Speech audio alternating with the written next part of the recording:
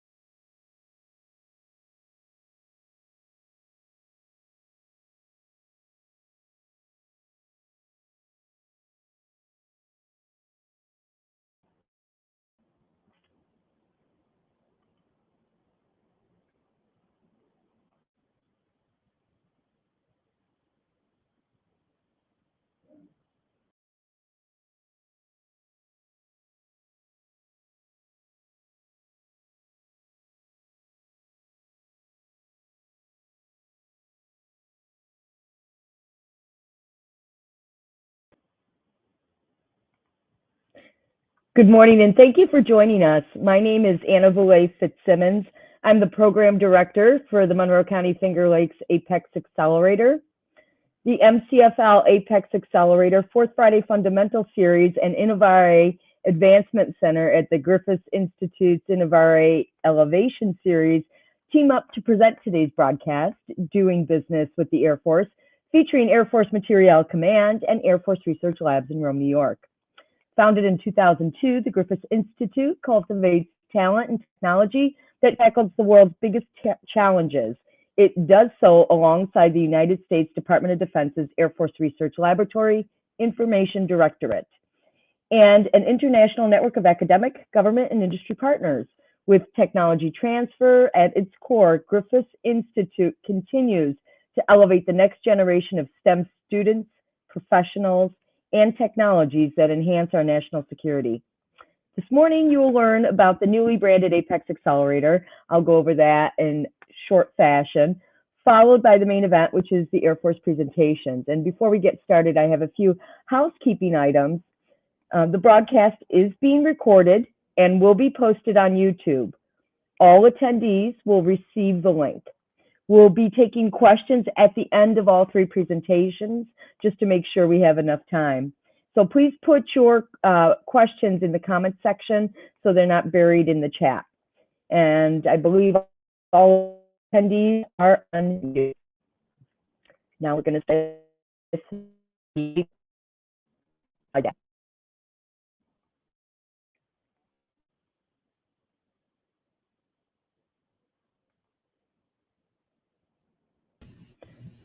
So again, this is part of our Apex Fourth Friday Fundamentals webinar, Doing Business with the Air Force.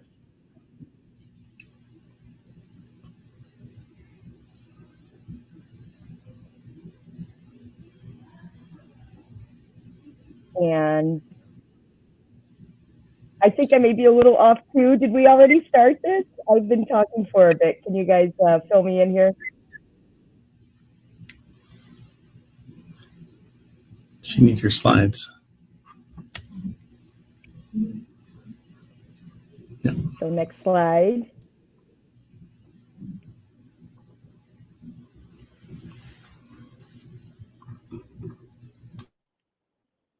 While we load up my slides.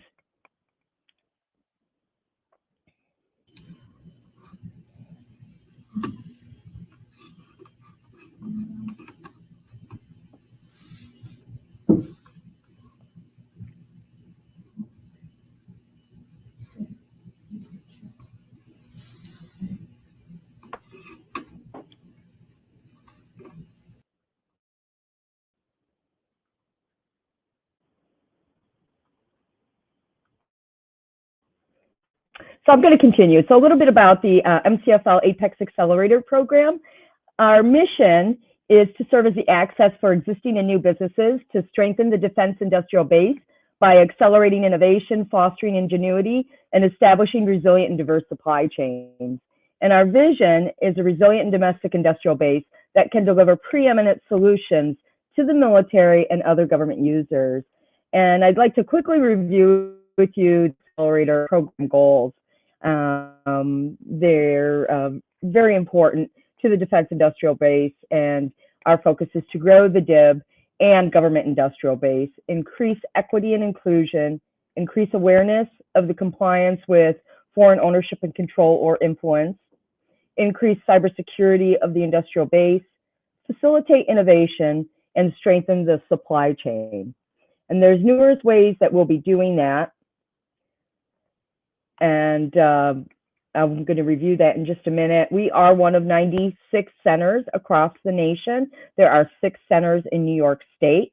We work with both large and small businesses, as well as all government agencies and prime contractors and our partner organizations as throughout the supply chain.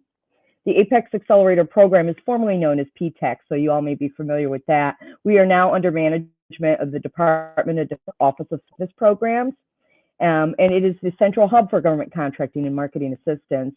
Our program was authorized by Congress back in 1985 in an effort to expand the number of businesses capable of participating in the government marketplace. And as of October 1st of 2022, Congress moved administration of the program to the Office of the Undersecretary of Defense.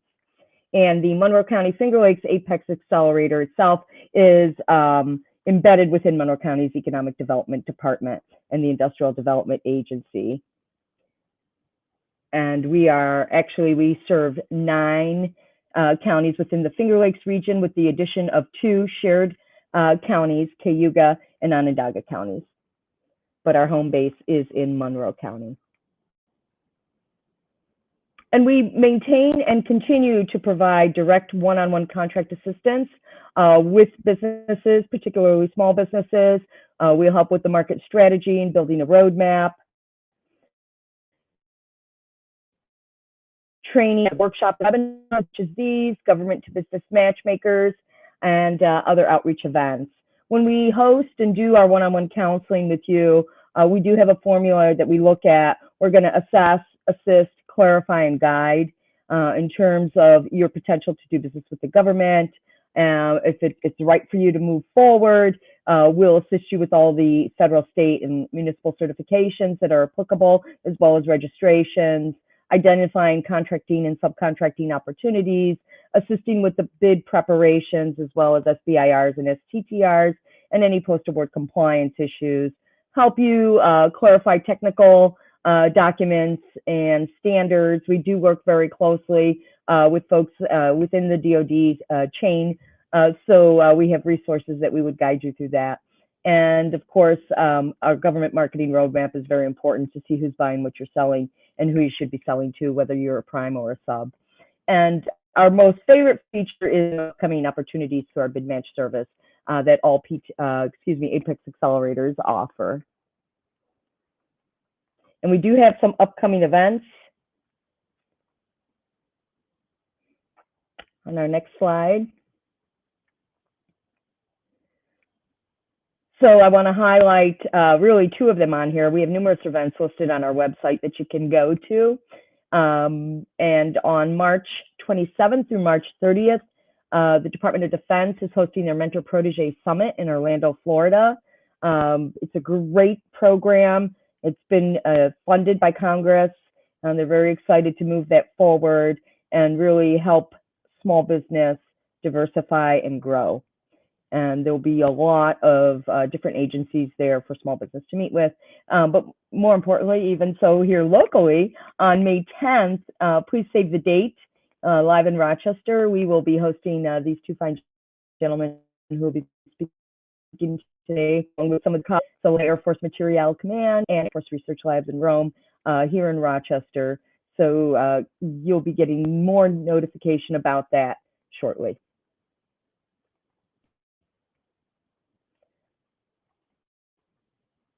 Okay, so now it's my pleasure to introduce Mr. Jeff Malott. Jeff Malott is the Director of Small Business Programs located at Wright-Patterson Air Force Base in Ohio. He's responsible for enabling relationships between small business enterprises and AFMC requirement owners. This is particularly important as our nation's small businesses can provide the innovation necessary to execute critical mission requirements. And they can do that a lot quicker than some large businesses, in fact. So Mr. Malott has a storied career. I'm honored to have met him and getting to know him. I'm going to review that quickly. He previously served as Chief for the Services and Strategic Acquisition Division, supporting the management and oversight of a services acquisition portfolio, which exceeded $70 billion. That's billion with a B. His remarkable Air Force contracting career began in 1987, where he started as a contract negotiator. Then it took off as he later obtained an unlimited contracting officer warrant, which, yes, is a big deal. He served as a lead contracting officer for the first commercial aircraft acquired under the Federal Acquisition Regulation Part 12, that's FAR Part 12, where he then received the Vice Presidential Hammer Award for reinventing government. So congratulations on that, Jeff.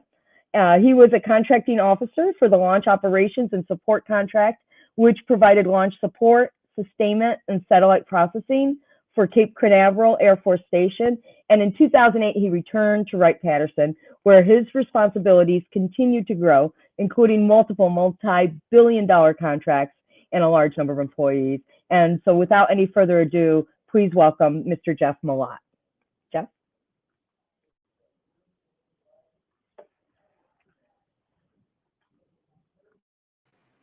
Can you hear me now? Anyway, thank you, Anna. And you didn't have to go over all that. It sounds, well, kind of impressive. Anyway, no, it's been great. I've been so fortunate when I hear those things, all good memories. And so anyway, again, I'm the Director of Small Business Programs here at Air Force Materiel Command. And if you want to bring my charts up, I'll, go through those quickly. I'm just giving you an overview of the command. And once I go in a little bit of the details, I think you'll recognize parts of the command that maybe you weren't aware were part of an enterprise such as Air Force Materiel Command. So our mission is powering the world's greatest Air Force. We deliver, develop, support, and sustain war-winning capabilities. I'm just going to note there at the top, you'll see where Air Force Materiel Command spelled with an E. What is Materiel? Well, that's military material, military. And so for the Air Force, what is Materiel? Well, it's aircraft, weapon systems, propulsion systems, anything, when you think about our aircraft platforms, right? So radars, anything along this, our drones, etc. So we supply the Air Force. And so the Air Force Materiel Command represents over 70% of the Air Force acquisition budget, meaning we execute over 70%. That equates to about a $60 billion portfolio every year. And we have 90,000 employees. 10,000 are military. The remainder, 80,000, are civilian. And so we're somewhat different from other Air Force commands. If you think of a military command, and as I address this further in here, and what I just briefly explained, we are predominantly civilian because of what we do. It's business related, and also the execution of these acquisitions and the sustainment programs associated with them. And so when you see our vision about being one AFMC integrated and collaborative, you can understand, given the size of our organization, that that's essential to success in delivering the weapon systems that the Air Force needs. Next chart. So what I've done here is just in a very easy way is identify the Air Force Materiel Command center construct. Now, much like a private industry or corporation, right, you'd have your headquarters and then your divisions below that on different product lines, let's say. And so for Air Force Materiel Command, it's somewhat similar. We have 6 centers that have specific missions that contribute to the overarching execution of the command mission. And so I'm at headquarters. So much like any other headquarters person out there, maybe in private industry and other types of organizations at state or federal government levels, we do what we primarily and operate, train, equip role for these centers are centers that actually execute the mission and the acquisition of our weapon system. So I'm going to start, and unfortunately, I don't have those centers listed in the way that I'm going to address them, but I'm going to address them from an acquisition lifecycle perspective. And so the first center I'm going to talk about is Air Force Research Laboratory. And it's headquartered at Wright-Patterson Air Force Base. But there's operating locations really across the country, one being in Rome, New York, where you hear from Michael Granario, who is our small business lead there in Rome. And but AFRL has locations in Hawaii, New Mexico, as well as Wright-Pat. And what they do is to make it simple. So it's taking those basic ideas into research and development, into new technologies, new capabilities, the bleeding edge, right? All the way to a prototype. And So they do that, really have a very strong small business program. One aspect of that is what we call SIBR-SITR, or Small Business Innovative Research Program. Many of you may have heard of that. That's executed by AFWorks. AFWorks has really transformed that program, looking at it both from military and commercial use, dual use perspective, to quickly transition technologies from small business. That's where innovation begins. I think Anna just talked about that. And quickly transitioning that to our weapon systems and to our end users. So then moving on. So what happens then once we have that prototype, we're advancing that technology, it transitions into an actual program, or what I would, a weapon system, an aircraft platform or weapon system. And that is acquired by Air Force Lifecycle Management Center. That's also headquartered here at Wright-Patterson Air Force Base in Dayton, Ohio. And they have operating locations again across the country. One, in the Northeast would be Hanscom Air Force Base and outside of Boston.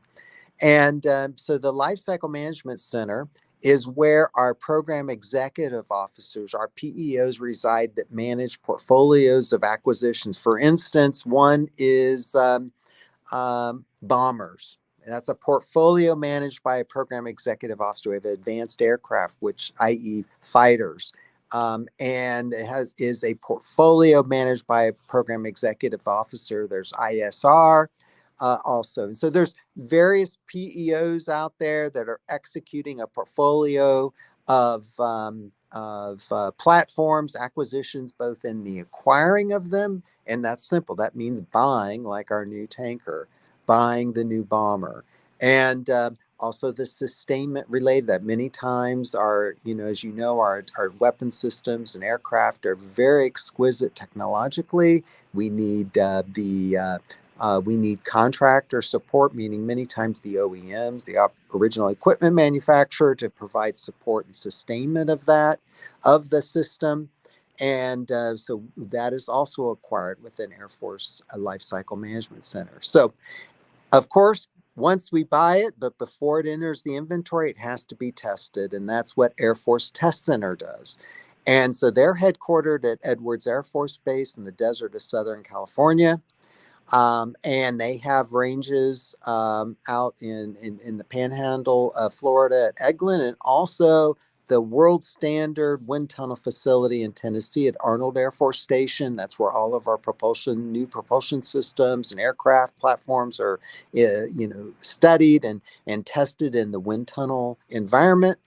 And so that's Air Force Test Center. And then after it's in the inventory, so this aircraft or other type of system is in the inventory, it has to be sustained. And so we have the Air Force Sustainment Center. They're headquartered at Tinker Air Force Base in Oklahoma City. And at Tinker, there's a very large depot predominantly for our bomber fleet. But there's also 2 other locations of the Sustainment Center that have depots as well, at Hill Air Force Base outside of Ogden, Utah, and at Robbins Air Force Base south of Atlanta, about an hour and a half south of Atlanta. And they also collectively manage our supply chain. So you can imagine our supply chain is very complex and very broad worldwide, right? And so that's a huge endeavor that they undertake and do an exceptional job at that. And also our depots, right? When you hear about the B-52 flying for 50 years, it's going to fly another 50. That's because of our depots, right? They keep the aircraft flying through that rigorous process of maintaining airworthiness. And so that gives you an idea of those centers of what they're doing. And then we have the Air Force Installation and Mission Support Center, headquartered at Joint Base San Antonio. And they do the enterprise approach to Air Force installations worldwide. And so what does that mean? Well, they're looking at those installations like a weapon system, and they manage it from, like I said, an enterprise perspective. So all of our category management is executed within IMSC. And to make it simple, it can be as very basic as enterprise look and management and possibly contracts for HVAC, for roads, for flight lines, for across the spectrum of what installations execute to support, for installations in executing their mission. So that support of the mission is executed out of AFIMSC. And then finally, we have Air Force Nuclear Weapons Center. They do what they say they do in their title, and they manage our nuclear enterprise. So that's the 6 centers that compose AFMC. And so once you hear that, you can realize, yes, it makes sense that we have 90,000 employees and execute a very, very large portfolio of acquisitions and a very large dollar value because we're covering the entire spectrum. That is my office, and there's a very important email if you want to contact me. Go on. I'm going to go through the rest of this quickly. This is an important chart. So all those centers I just described to you each have a small business director, and that's their contact. And so for AFRL, we have Brian McJilton, and we're going to again be hearing from Michael here shortly, and he is a part of that AFRL small business team. Next chart. This is our spend. We had over 8.7 billion in small business spend in FY22 out of 40. I think that is a 49 billion figure. I'm reading off my phone, so I'm having or 17.89%. Now our spend is actually greater than that. But that's what's eligible for small business, meaning the law helps us define what's eligible, right? So, for instance, our foreign military sales are not eligible for small business because many times our foreign partners identify the source that they want us to go to. So small businesses may or may not be a recipient of those awards.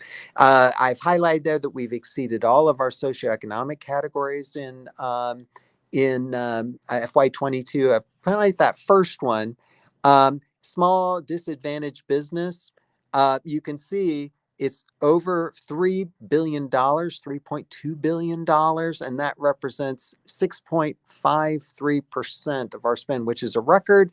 But I'm just given, our portfolio, I'm just pointing out, although the percentages may look low, the dollars are very high. Next chart. This just gives you an idea of where Air Force and AFMC goals are for FY23. Next chart. And these are the next 2 charts are our top 10 NAICS, and this is just for your essay for both AFMC and also the next chart is for small businesses. So AFMC total on the first chart, and then the small business NAICS on the second. You can go on to the next chart. And these are some events that we have coming up, which are, I think, of interest to small businesses that may be participating today. We have one coming up, and the date is wrong on that. It's 16 March. So the successful SBIR Phase 3 transitions, navigating the Valley of Death, is on 16 March. We have one coming up on installation of the future, another on cybersecurity, an introduction to the United States Space Force, and risk of foreign ownership. And right there is the contact information. We leverage a organization much like Griffiths Institute called Wright Brothers Institute, and they host these events for us. So contact them. These are opportunities. The first one is our expiring contracts. You can get that on the Air Force site. The second, because as you know, when we typically buy something, we buy it again. So you can look on that list and see where you fit within that. We have the Air Force Civil Engineering Center, their construction TO list. This is important because they're identifying all the approved projects for the 23 and some for 24. And it'll tell you who's acquiring them, either the base or the Army Corps of Engineers. And then, of course, SBIR Sitter at AFWorks. That's it. Put your questions in the chat and I'll be more than happy to answer them, or you can contact me at that email I provided. Hopefully I didn't go too long. Thank you, Anna. You did great, Jeff. In fact, we do have some questions. We're going to hold on those questions until Mike wraps up, just to make sure he has enough time to do his presentation. Then we'll get back and answer everybody's questions that are in the hopper as long as time allows. Thanks, Jeff. Okay, so now my pleasure to introduce Mike Granero. Mike is a small business professional, as Jeff mentioned, and he's assigned at the Air Force Research Labs Information Directorate in Rome. He received his bachelor's of business and public management, graduating summa cum laude, and an MBA from the technology management in 2006 from SUNY Institute of Technology, which is now SUNY Poly. And after working in the private sector, he joined AFRL as a contract specialist, and shortly thereafter, in 2009, was promoted to contracting officer, where he received an unlimited warrant awarding contracts for numerous high-profile programs. So go, Mike. In 2017, Mr. Granero transitioned to the Small Business Office at the Information Directorate to take on the role of Small Business Professional. And as the authority for small business programs across the lab, he oversees the Information Directorate's small business strategy, which impacts over 1,000 lab personnel and more than $1.5 billion in obligations. So it's exciting to be able to highlight research labs, essentially right here in our own backyard. So let me turn it over to Mike. Thank you. Thanks, Anna. Good morning, everyone. Appreciate the opportunity to speak with you. As Anna said, my name is Mike Granero. I am the small business professional for the Information Directorate here in Rome, New York. AFRL, we are one part of AFRL, as Jeff had mentioned. The Air Force Research Labs are really the R&D arm of the Air Force, with 9 directorates across the U.S. Each directorate has its own specific technical focus. We call those core technical competencies. And within that, the Information Directorate, we focus on those cyber technologies, and I'll get into that in a little bit. And a lot of what we do really interweaves with technologies developed at the other directorates across AFRL.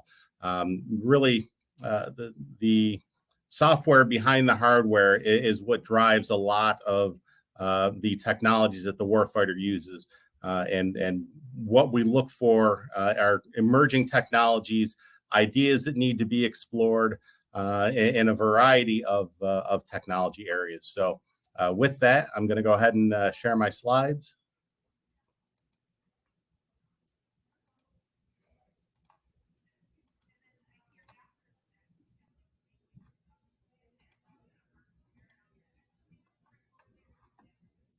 Okay, so jumping right in. So as I said, the Air Force Research Lab is that R&D arm of the Air Force. Within AFRL, we've got a number of organizations to help foster collaborations with industry, whether it's the National Security Innovation Network, Tech Transfer Program, partnership intermediary agreements, which the Griffiths Institute here has a strong relationship with AFRL and with us specifically here in Rome. There's the AFWorks Cyber Sitter program, broad agency announcements, lots of ways that we find collaborations with industry and ways to bring those technologies and those ideas that you have and bring those to the forefront of the research areas that we focus on, and hopefully down the road bring those technologies into the hands of the warfighter. So with that, those partnership intermediary agreements, they are scattered across the U.S. We actually have 2 here in Rome, New York, with the Griffiths Institute and with the folks at NISTEC. So great partnerships that we try to leverage, whether it's with industry, with college students through our intern program, with professors, with our visiting faculty program, and with high school and grade school students with some of the programs that we have going on.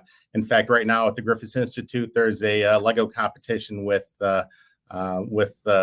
kids coming in from local schools. And here's a word a little bit about the National Security Innovation Network. They've got agents across the U.S. Looking for opportunities to take technologies that are developed by industry, national security technologies, and find ways to share those and implement those across the Air Force and find those relevant areas of research that maybe we're not focusing on right now. So great collaboration opportunities. And also with tech transfer, you're talking about training, partnership intermediaries. We do tech scouting, licensing, and specifically with respect to agreements, we've got a great program where we have a collaboration agreement where we can actually share intellectual property that we've developed within the labs with industry in exchange for rights in any enhanced or modified technologies that you've created or developed with that IP that we've shared with you. So those collaborative research and development agreements, they're called CRADAs. It's a great opportunity to find collaborations and to utilize those technologies that have been developed by the Air Force and by the Air Force Research Labs and merge those with ideas or technologies that you've actually developed yourself to formulate new and emerging ideas for the future. So here within Rome, New York, we actually have the Innovare Advancement Center, which is managed here for us by the Griffiths Institute. It's a great ecosystem for what we call collisions. It's ways for industry and the government to merge ideas and to share ideas that we wouldn't now always necessarily have a way to discuss these things. And specifically within Innovare, we have a quantum computing lab and 2 neuromorphic and nanoelectronic focus labs. These labs are a way for us to collaborate with industry without having to bring folks within the confines of a classified environment or within the gates, so to speak. These labs are using the exact same equipment that we have within the research lab. So any technologies that are developed within those labs here, we can actually take those and actually bring them across the street inside the confines of that secure environment and test them on site. So it's a great way for us to collaborate with folks where we wouldn't normally have an opportunity to do so because of the nature of the environment that we have within the research lab. And then we also have Skydome, which is a brand new facility that we've developed here for drone and unmanned aircraft testing. They'll be able to fly up to 100 drones indoors in a GPS and signal secured environment where there is no signal interference. It is an anechoic-like facility, which is a phenomenal type of environment to do drone testing. And one of the great aspects of that is when they're confident in the testing indoors, they can actually open the bay doors to the facility and fly them out into a netted area where they can then get signal interference from the outside world. And then once they're confident in testing there, we actually have an FAA-approved drone corridor from here all the way to Syracuse, the Syracuse area. So a very unique and interesting facility. And it's one of very few in the world that will be able to accomplish some of the things that we're doing in drone technologies. So talking about the Information Directorate, what do we do here in Rome, New York? It's primarily cyber technologies, that C4I stuff, command control, communications. You'll find quantum computing, AI, machine learning, all those great information technologies, things that impact not just the warfighter and technologies that the warfighter is using, but technologies that ultimately get in the hands of the public. If you think about self-driving cars, technologies in your smartphones, all these things started generally in a research lab, and some of them actually started within the Air Force research labs. In fact, right here at the Information Directorate in Rome, some of the technologies that you're using on your on your iPhone were developed right here. For example, the initial technologies that developed Siri within the iPhones was developed right here in Rome. The same for the gimbal that allows you to turn your phone sideways and have the image rotate. All great technologies that not a lot of people realize were developed within the research labs of AFRL that ultimately work their way into our everyday lives. So what do we buy here in Rome specifically? autonomy, command and control, connectivity and dissemination, cyber sciences and technologies, and processing and exploitation. We are a rather unique facility in that we also maintain our own facilities. We are not part of an Air Force base, so we are a research lab within the business park. So we also procure our own supplies and equipment, our own infrastructure, architectural and engineering, and services for these facilities. So in terms of procurements, you're talking about a $1.5 billion annual obligation that comes out of just the lab here in Rome. And we're proud to say that about $550 million of that ends up going to small businesses, whether through small business set-asides, the SIBR-SITR program, and a number of other ways that we get money to small business. And these are real dollars that are put on contract as with small businesses as prime contractors. That does not include amounts for subcontracting. So how do you get involved with the work that we do here in Rome? And really this applies to a lot of the other directorates across AFRL. Look for those broad agency announcements on sam.gov. Out of the facility here in Rome alone, we've got about 33 open broad agency announcements that you can submit white papers to. Most of them are two-step BAAs. So you submit a white paper or an idea, and that gets reviewed by a technical team. And if they have an interest, they'll ask you to submit a full proposal. You'll also find on sam.gov requests for formal proposals and formal source selections. We do send a lot of procurements through GSA, through NASA SOUP, OASIS, and Alliant. So if you have an opportunity to onboard to those government-wide acquisition contracts, it would certainly be to your benefit to take advantage of that, to see those solicitations that the procurement agencies across AFRL are sending through those contract vehicles. And specifically here in Rome, there's a short list here of some upcoming supply and service contracts that we have expiring in the coming year. So you'll be able to find solicitations for these on that sam.gov website or on GSA. So the dollars that I talked about out of that 1.5 billion that we're doing here in Rome, you can see by the pie chart on the left. Dollars obligated, $531 million went to small businesses in fiscal year 22. 103 million of that went to women-owned small businesses, 70.3 million to small disadvantaged businesses. So we're doing a great job in finding ways to collaborate and get funds to small businesses that are so critical to the research that we're doing here. And within New York State alone, AFRL put $268 million towards small businesses across the state. 8.54 million of that went to minority-owned businesses. 1.47 million to Native American businesses here in New York State. The 8A program, 3.45 million. So there's a lot of funding that goes to small businesses right here in New York State that significantly contribute to the local economy. And then ways to connect, in addition to the BAAs on sam.gov, Air Force Tech Connect. It's a Service to Connect website that was stood up about 2 years ago. It's a great way for you to share information with as broad an audience as possible. This has reached not just through AFRL, but across AFMC.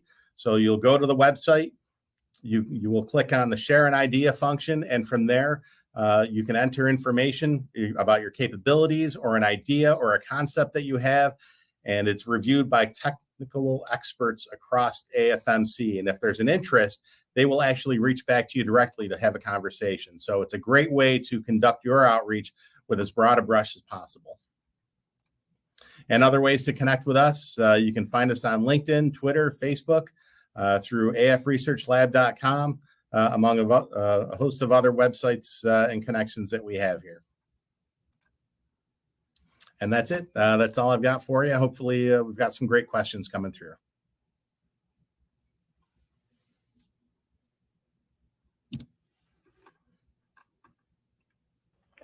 Thank you, Mike. That was wonderful.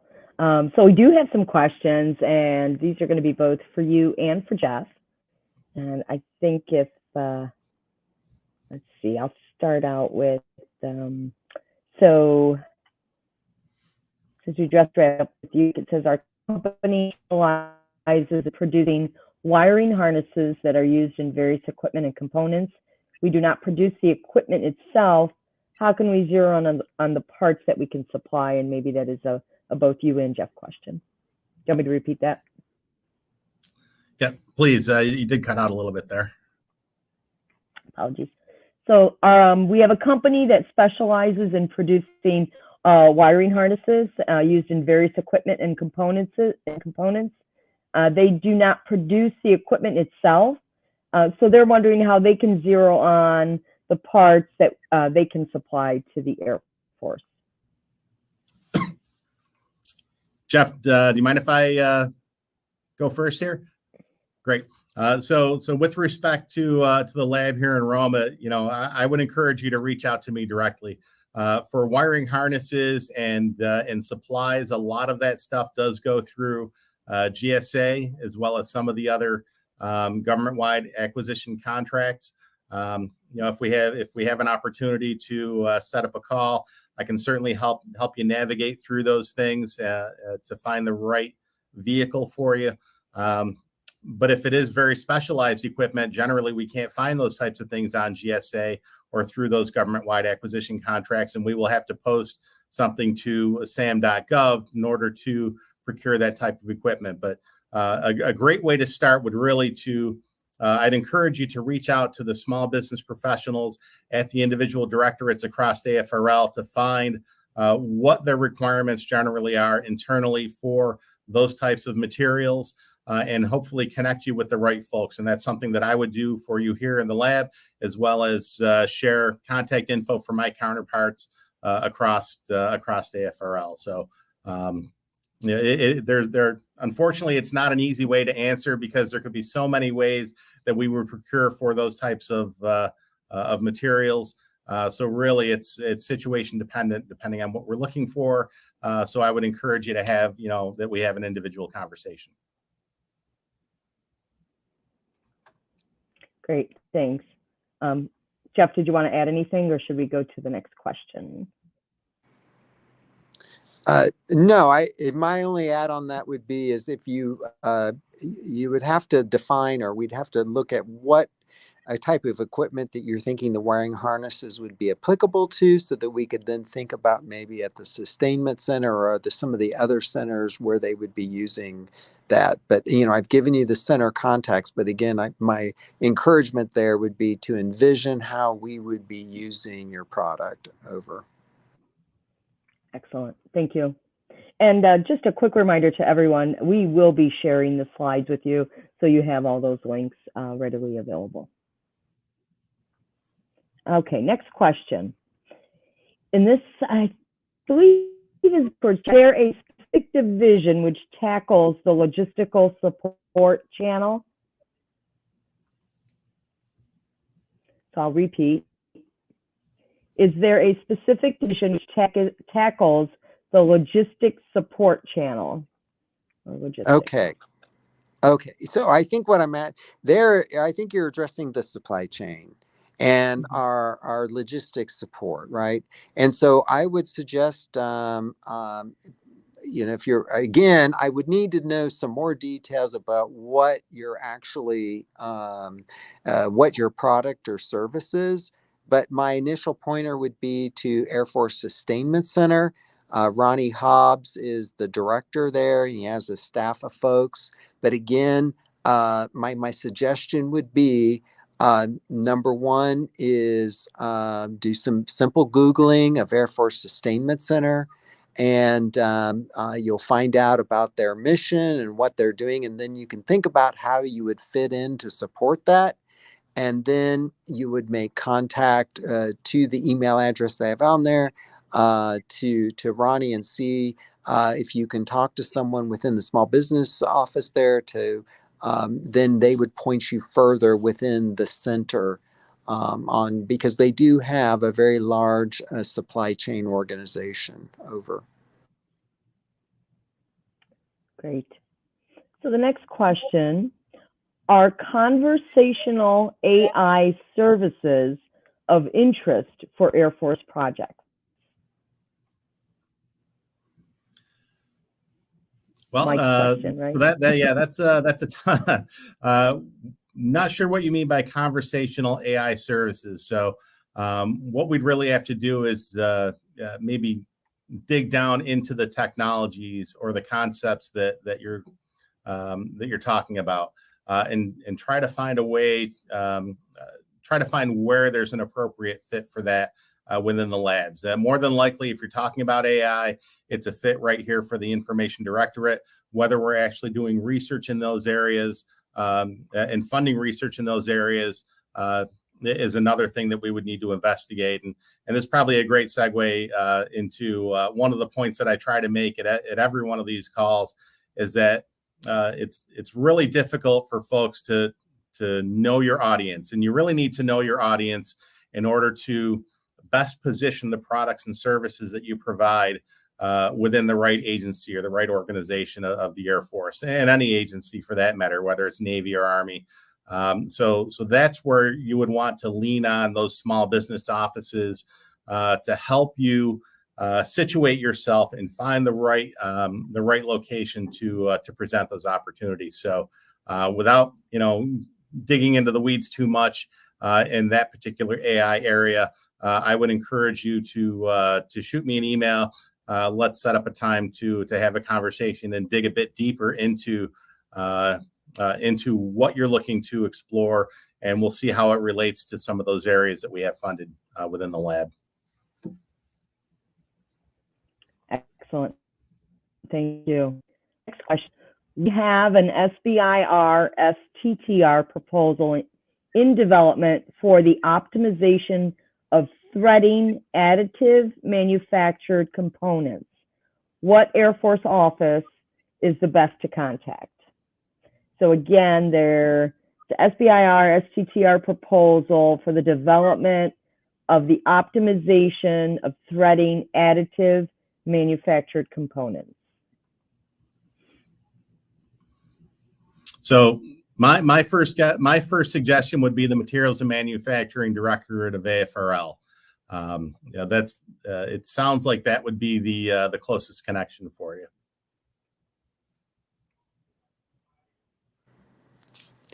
And a second one would be the Sustainment Center, because they have each of those locations at the Sustainment Center have an additive, a cell that's looking at that.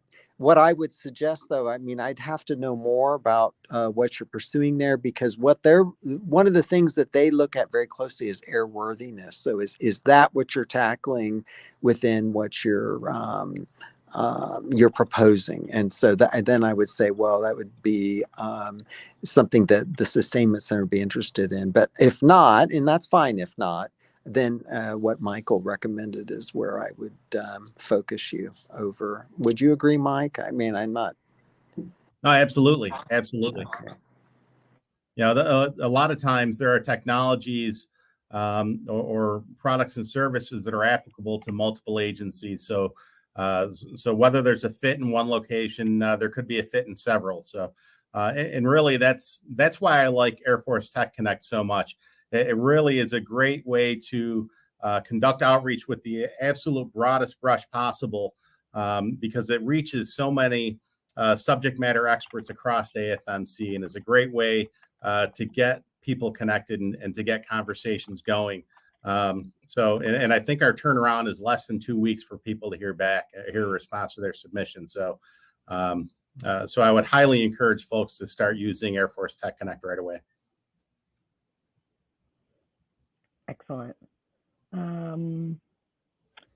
Let's see. Bill Bivens stated, we're interested in learning more about the mentoring program. Can Jeff elaborate on this program?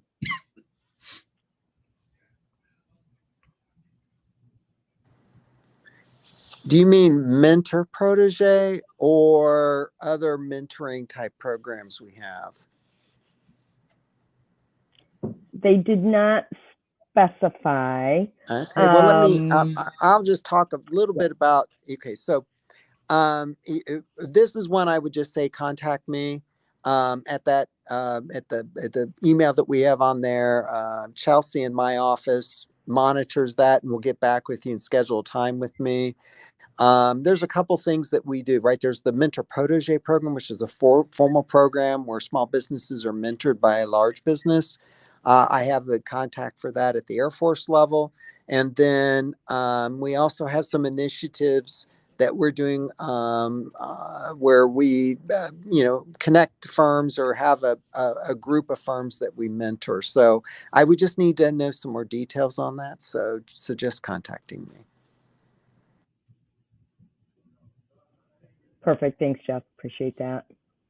I think, do we have a new question for Mike, Amber? Who would I contact in the Air Force for groups who need project and program management training? Well, that's a little bit tougher one. Within my facility, we typically don't procure training right out of our agency. If you're talking about training on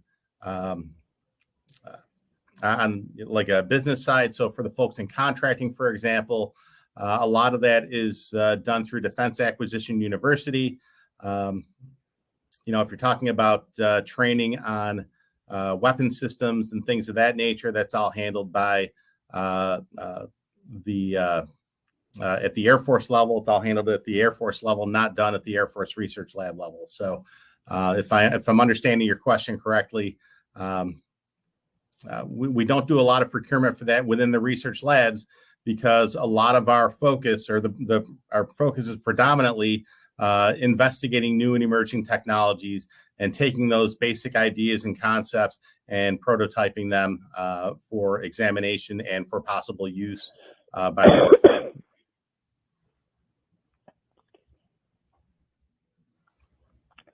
Just to clarify on that previous question, Jeff, they were referring to Mentor Protege. So I don't know if it was when I mentioned the DoD Mentor Protege conference cup or a few things that you said as well. I don't remember talking about Mentor Protege, but if you want to have, they'll feel free to contact me, and I can, I give you the Air Force level Mentor Protege a lead for that, and can possibly work with you in maybe identifying a mentor if that's what you're looking for. Over. Thank you. And so hoping that Mike and Jeff, you guys could talk about, we are looking to host a live event here in Rochester on May 10th, and have some great one-on-one outreach. Can you tell me what you're expecting or what you'd like to see from small business when you meet with them, or hope to see? I didn't mean to put you on the spot. I probably should have given that question earlier, but I'll let Mike go first on that one. So you had cut out a little bit there, Anna. Can you repeat that one for me? I'll try. So I wanted, with the few minutes we had left, I wanted to highlight a little bit of our upcoming May 10th live event here in Rochester with both you and Jeff, and maybe give some small businesses an idea of what are some expectations of small business when doing business with each one of your divisions. I mean, there's broad opportunities, obviously, in a lot of different places across the country. But what are you looking for fundamentally, and what should small business expect? So I would say you can expect to learn a much more detailed information about the technology areas that we focus on. I've got at least one individual that's going to be coming in to talk about those 4 core technical competencies that we focus on here within the Information Directorate in Rome. So you'll learn in depth about those technologies and those research areas that we focus on.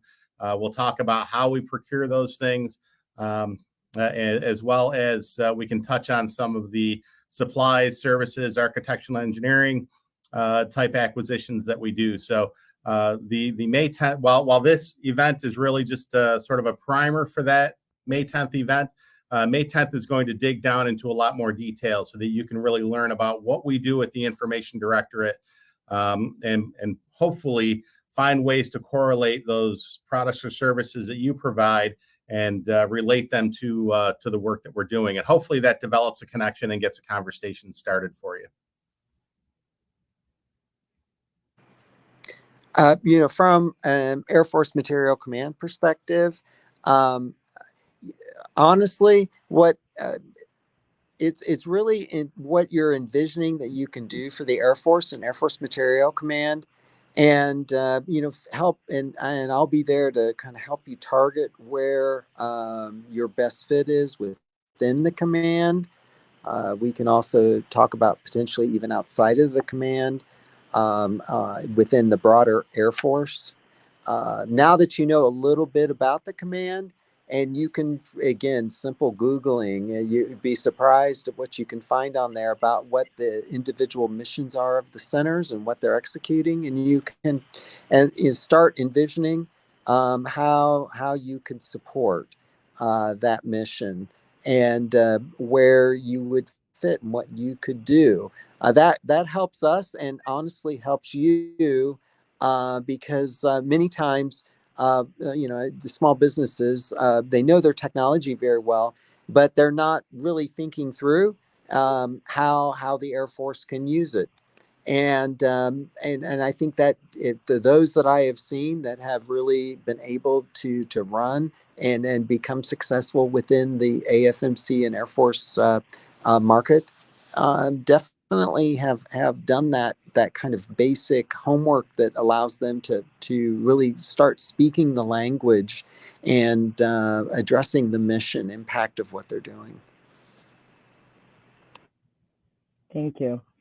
And how important is it for not only small businesses to make sure that they really come and meet you one-on-one, but what about the researchers at the university levels?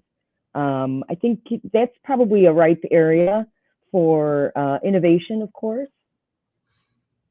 Yeah, absolutely. Part of my time is really focused on working with students, postdoc students, and professors who have ideas and technologies that they're developing within the universities. They're typically the folks that are first to industry to start their own company and try to sell those products and services. So it's a great opportunity to attend these events and learn about doing business with the government. The time to learn how to do business with the government and the things that you need to do to prepare is not when you're submitting a proposal and supposed to be focusing on a technical effort. That's why I try to work with as many universities as possible and the professors as possible, because you need to learn those things up front. And I'm happy to help you through that so that when the time comes that you're submitting a proposal or trying to sell to the government, you can focus on the research and the technologies, and you'll have the business stuff already taken care of.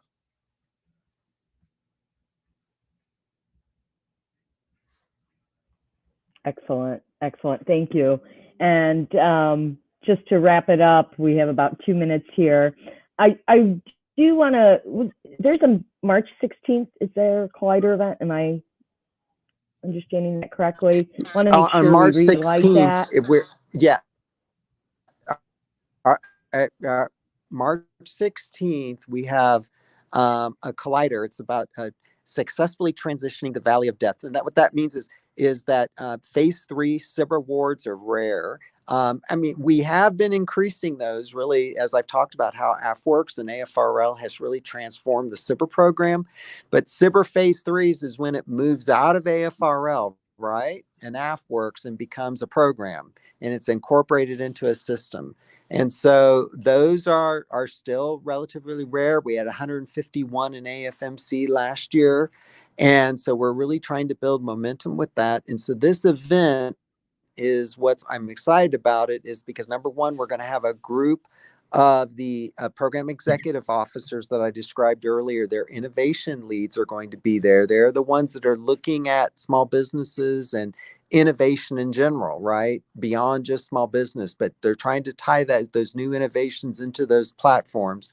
And then secondly, we're going to have a group of small businesses, I think 5 of them, 5 or 6, that are going to be sharing their success, meaning they actually have received phase 3 awards. And so they're going to share how they did that. And so that other small businesses can emulate that. Because I really think a lot of times, you can talk to us internal government folks, right? And but we don't have the experience on your side, right, of actually executing whatever marketing or whatever you need to do, collaboration to make an award like this happen. And so these small businesses are going to be there and tell you how they did it. So I think that's what I find exciting about this event on March 16.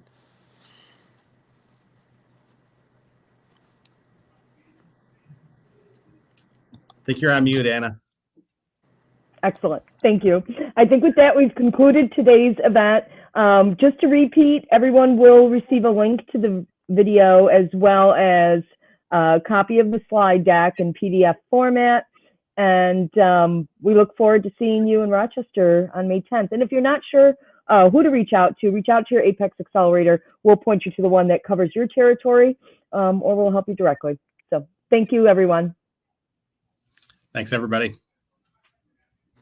Thank you. Thank you.